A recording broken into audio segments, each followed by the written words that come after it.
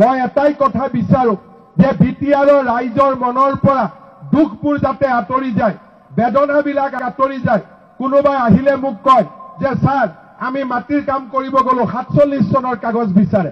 আৰে বাবা 47ত ব্ৰিটিছৰ হাততো 47ৰ কাগজ নাই। আমাৰ অসমীয়া মানুহে ক'ৰ পৰা 47ৰ কাগজ দিব?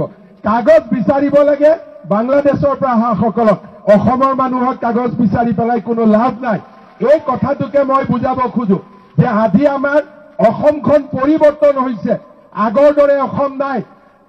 এতিয়া অসমীয়া বা আমাৰ বড়ো ৰাভা আমাৰ মাজত কাজিয়া কৰি পেলাই আমি সময় পাৰ কৰাৰ সময় নহয়, কাৰণ আমাৰ শত্ৰু কোন তাক আজি আমি সকলোৱে চিনি পাওঁ।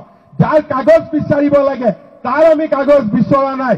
গোটেই জংগলে মাটিয়ে গোটেইখিনি তেওঁলোকে আৱৰি ললে, তাৰ কাগজ বিচৰা নাই। আৰু যাৰ কাগজ বিচাৰিব নালাগে তাৰ কাগজ বিচাৰি আমি ঘূৰি ফুৰিছো।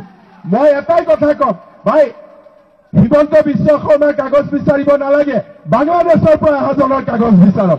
কিন্তু আমাৰ ইয়াত উল্টা, বাংলাদেশৰ পৰা অহাজনৰ কাগজ কোনেও বিচৰা নাই, কাগজ বিচাৰি আছে দিলীপ শইকীয়াৰ, পৰমানন্দ ৰাজবংশীৰ কাগজ বিচাৰি আছে।